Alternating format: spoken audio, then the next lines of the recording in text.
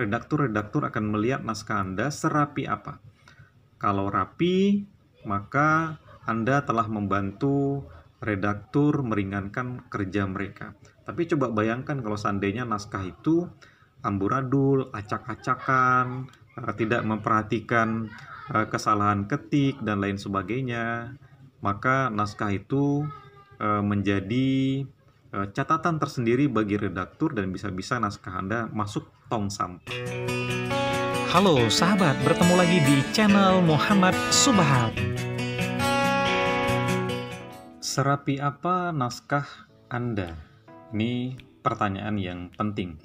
Ketika seorang penulis pemula akan mengirimkan karyanya ke media massa ataupun mengirimkan naskah ke penerbit untuk diajukan sebagai draft sebelum diterbitkan di sebuah penerbit, baik indie maupun mayor.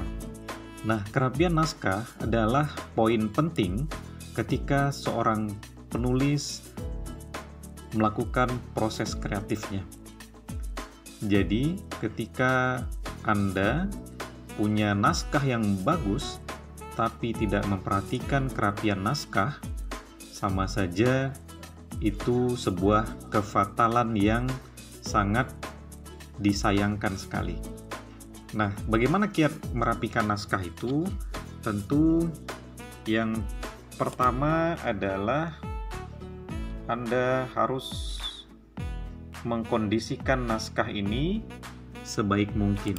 Nah, ini saya mengambilkan contoh saja di salah satu naskah saya. Yang perlu diatur pertama sekali adalah ukuran kertas. Ukuran kertas biasanya standar memakai A4 ya.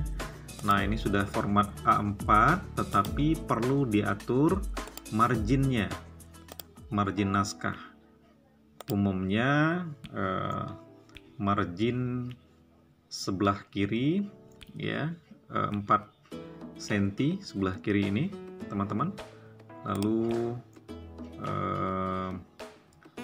di atas kanan bawah 3 lalu oke kan. Nah, jadi dia bentuknya lebih ramping seperti ini ya, lebih ramping.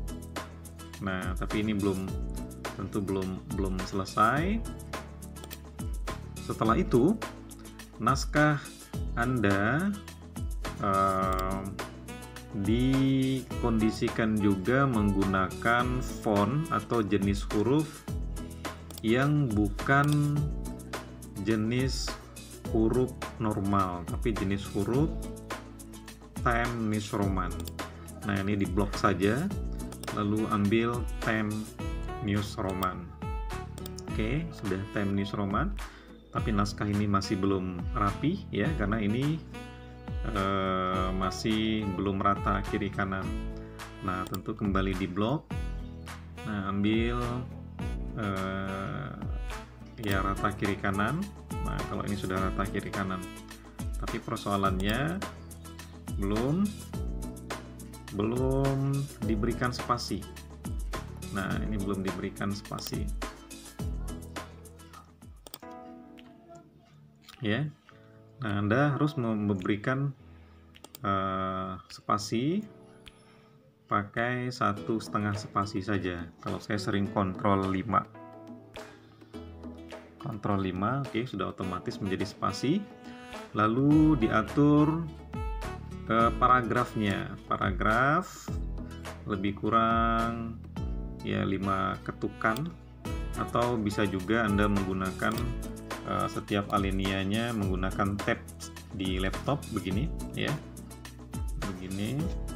Tapi lebih mudah kalau ditarik saja garis rollnya di atas, lebih kurang 5 cm. Nah, ini sudah mulai sedikit rapi, tetapi tentu saja di bagian judul dirapikan kembali ya. Nah, posisi judul berada di tengah berada di tengah.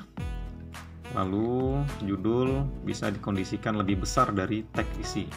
Bisa ada 18, 16, atau 20 boleh. Nah, seperti ini. Di bawah judul membubuhkan nama penulis Muhammad Subhan.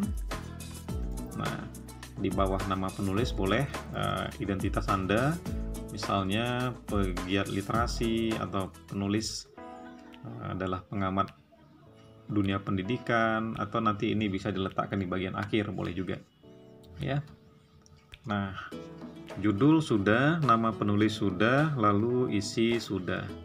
Berikutnya memberi nomor halaman. Nomor halaman di page number, bottom of page. Nah, saya biasanya ngambil posisi nomor halaman di tengah-tengah. Nah, seperti ini. Nah, jadi setiap naskah Anda akan memiliki nomor halaman. Begitu, ya. Oke. Kalau seandainya naskah Anda dipisahkan oleh bagian-bagian tertentu, seperti tanda bintang seperti ini, bintang 3, Anda bisa meletakkan posisi bintang di tengah. Bintang 3 ini menandakan kalau naskah Anda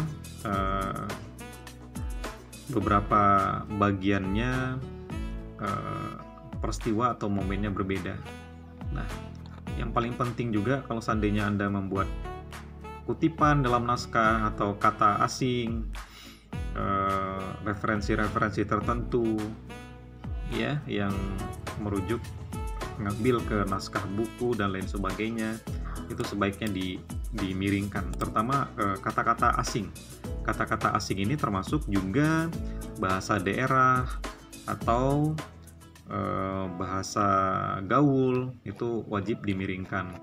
Nah, nanti di bagian akhir, di bagian paling akhir naskah baru membubuhkan biodata penulis. Nah, seperti ini saja boleh diposisikan di sebelah sisi kanan.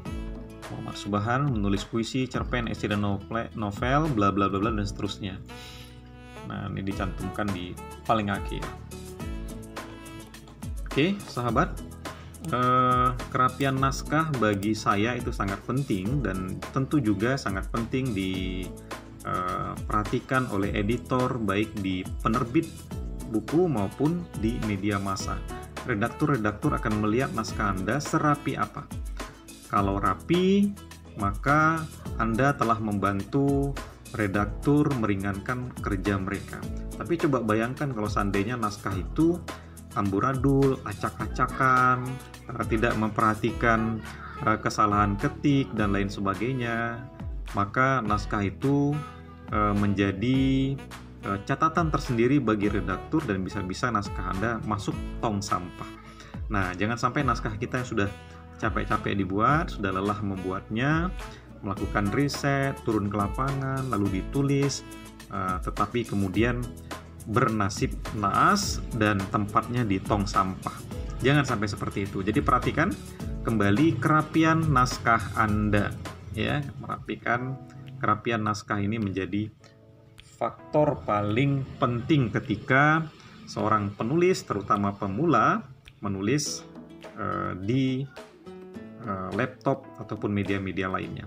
Jadi saya ulangi, pertama perhatikan judul lebih besar dari tag isi, lalu di bawah judul ada nama penulis, lalu naskah diberikan alinea paragraf, spasinya juga diperhatikan, kiri rata kiri kanan ya teman-teman, rata kiri kanan, tidak boleh tidak rata, tidak boleh seperti ini naskahnya, tapi harus rata kiri kanan sampai ke akhir. Lalu ada nomor halaman, dan nanti di bagian paling akhir naskah Anda harus membubuhkan biodata. Siapa Anda? Itu akan menjadi perhatian redaktur atau editor juga nanti di penerbit maupun di media massa. Baik sahabat, itu saja dulu. Mudah-mudahan bisa dipedomani dan naskah Anda mendapat tempat istimewa di penerbit maupun di media massa, atau bahkan Anda mempublikasikannya di media sosial, di blog dan lain sebagainya.